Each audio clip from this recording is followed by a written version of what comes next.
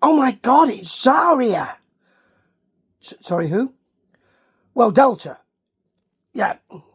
Worked in Australia and in other places, and now he's here in the WWE on NXT. Zaria. Yeah. I mean, really, that was the main event, the main push for NXT Go Home show for Halloween Havoc. That is, I mean, I didn't, maybe I'm out of the loop here, and I didn't know that she was coming and wasn't really excited, but Vic was. He'd been told to be excited, I suspect. It's Zaria! And she did have a big sort of lights down, lights up, lots of smoke, all of that. But, yeah. Oh dear. Is that your big reveal? It is? Okay.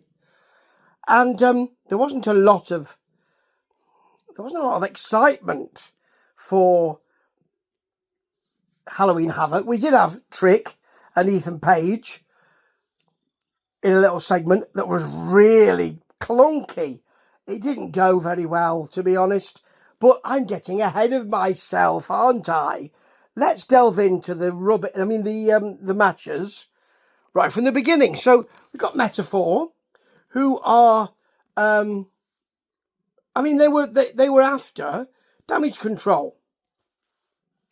And, Damage Control were, they looked okay. Metaphor looked pretty good in that ring. Kairi Sane and Sky. Yeah. I don't watch the other programmes. I know they are. They looked all right until Piper Niven and Chelsea Green came in to ruin it. So what you've got is, let me get this right, you've got someone from, or a team from a different brand, therefore showing that NXT is not the brand that people thought it was. They've been doing this for ages, haven't they? They can't really do it on their own. Bring some other people in. So they had a team from NXT, Lash Legend and Jakara Jackson. Blooming marvellous, actually. At one point, Jakara Jackson looked like she was bicep curling both of them. Not at the same time. That would be extraordinary, one after the other. I mean, there was no tiredness there. And they looked like they're gonna win. But then you bring another team from a different brand, because not only can they not do it, Metaphor, they can't do it doubly. But they were doing all right. Yeah, have a bit of faith, will you? It's got a bit of hair in your mouth then. And this is going to be a feature again. Last week we didn't have very many guests, and I thought, oh good, whoopee. But no. Hank and Tank and OTM are angry in a parking lot. That was my parking space. And I ordered a double waffle cone. No, it was my order, and I had little hundreds and thousands on it. And I had red sauce on mine. Something like that. There was, don't know what they were arguing about. Maybe it was, my running NXT is crapper than yours. Mine's virtually non-existent. Well, we've got a female with us, and she's doing better than us. And we're supposed to be the big tag team. That sort of thing. And they will fight later on, inevitably, because what else are you going to do with them? Anyway, Jada Parker is facing Tatum Paxley. I'm looking at my notes, Meanwhile, Ashante, the Adonis, the Adonis, comes on to Carmen Petrovic, I think. I might have zoned out. I often do with this show. I think she was there later on. But anyway, I've got a bit more hair there now. Blimey, maybe I'm losing my hair. Well, there's a lot to lose, so that's all right. Not so much here, but there is here. And then we've got Paxley doing the kind of leg scissors and then rolling her round on the ring. But for ages. It's just, we've seen that now. It looks good. Leave it. Leave it now. We've seen it. Leave it. Then you've got Parker taking over. I've still got the thing in it. There it is. Got it. You can't really see it, but I can. Got it. Don't know where it's come from. It didn't look like one of mine. Blimey. I've had a good night. Anyway, you've got Parker taking over then with some big shots. The fans are a bit quiet, actually. And they're quiet when she gets the hypnotic, does Jada Parker, for the pin.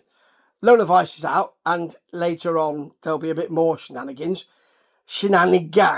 because that's all Lola Vice can get now. As I keep saying week after week, remember when she was the hot new thing, or the hot up and coming thing?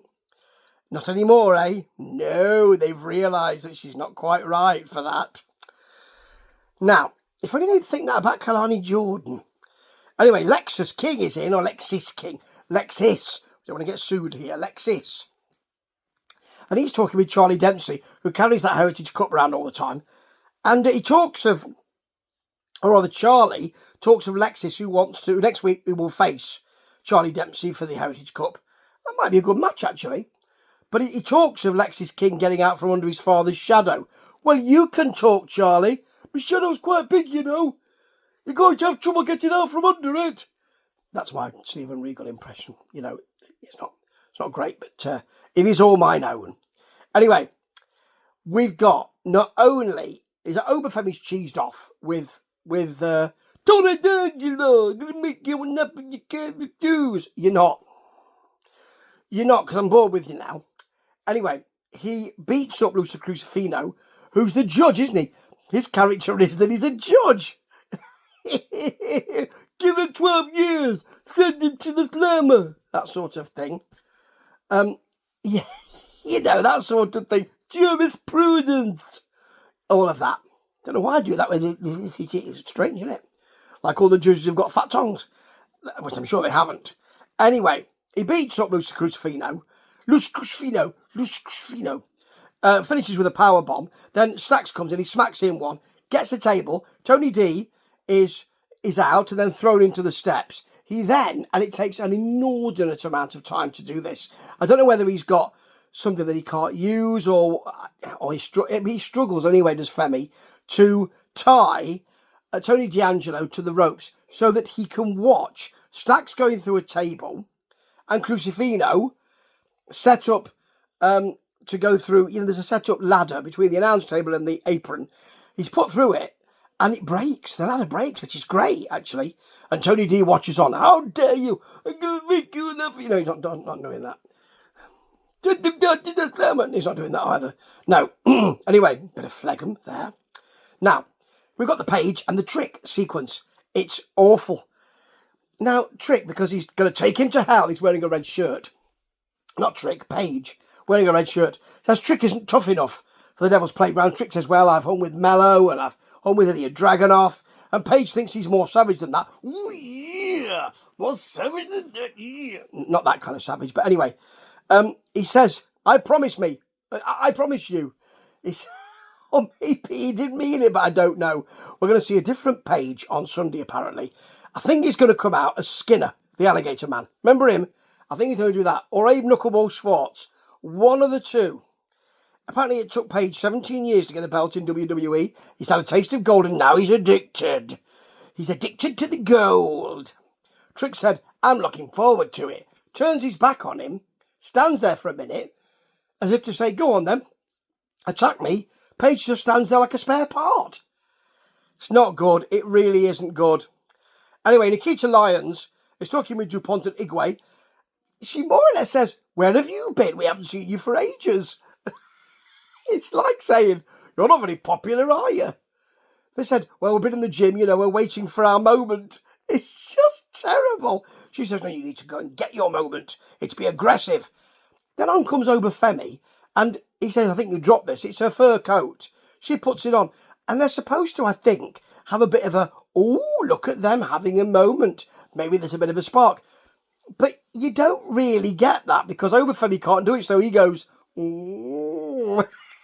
It's like a, ooh, like a sort of thing like that. He's pursing his lips, ooh, sucking in his cheeks. It's not good. It's not the right sort of thing, really. It's like he's in a carry-on film. Oh, oh dear. Anyway, OTM, Out the Mud, who are still employed, versus Hank and Tank, who are still employed, with Cole Custer, who is Cold Custard, who is apparently he's a race car driver, and he's got the double O NXT car. Yeah, early on, Hank and Tank and they were bulldogging. It's terrible. Then Hank takes both of them on. There's a bulldog. He's a former security guard, apparently, Hank. Other things I didn't need to know. Thanks, Vic. There's a bossman slam from Hank to Price. That pin is broken up. Here comes Lola Vice attacking Jada Parker. You knew she would. Windy pops. I've had a bit of dinner, you see. Custer then trips Bronco Nemo, who's on the top, so that Tank and Hank can do their finisher. So what you're saying is that he is your race car driver, but he's a cheat, because it's okay for him to trip that person. It's okay. He's a cheat, and we're celebrating cheats now, are we? It seems to be the case, and Vice dances with him after because she's desperate for any kind of attention she can get. Now, here's your main event. It's Julia versus Stephanie Vacker. It's called Vacker, isn't she? Vacker. Versus Fatal Influence. JC Jane and Fallon Henley. And Julia takes Henley down, slams JC Jane. There's a Vacker arm crank. A nice double team move from Fatal Influence. Well, they double team her a lot to booze, which is good. At least they're over a bit. Vacker gets the drop kick, and then a 619 into a move from Julia. They're working very well together. At one point, Julia just smacks Fallon Henley and drops her. There is an NXT chant. They seem to be enjoying it. Then you've got Jasmine Nix interfering. JC Jane gets a lovely kick from the apron and then cranks back on the arm for ages. Eventually, Julia gets out of it. Takes an inordinately long time to do so. Hits a basement drop kick. Vacker comes in with some repeated headbutts. And then you've got Julia and Vacker double kick for a 2.999 recurring. But then you've got Kalani Jordan coming out and levelling Nix after actually Henley has blocked to move off the top into a suplex. That was very nice. So anyway, Kalani Jordan's after Nix. Julia gets the knee into a Vacker Vacker package backbreaker, which is very nice for the pin. Here comes Zarya. We've spun the wheel and look, it looks like it's going to be lights out. Don't announce what match you've got then. And we've got Roxanne Perez and Perez and Jade just looking on from on high. You don't really see them at all. And it's such a shame because Roxanne Perez is their strongest performer at the moment. Just ignore her on the way. Ignore her on the way to a big PLE. It weren't good. It was inconsequential. Quite a lot of it didn't work. And the stuff that did work wasn't that good. But that means that Halloween Havoc's going to be great because that's the way it works, isn't it? I struggle through week on week and then the PLEs are really good and people say, what are you talking about, Steve? And then I have to persuade you how bad it is again. Such is life. Ta-ta.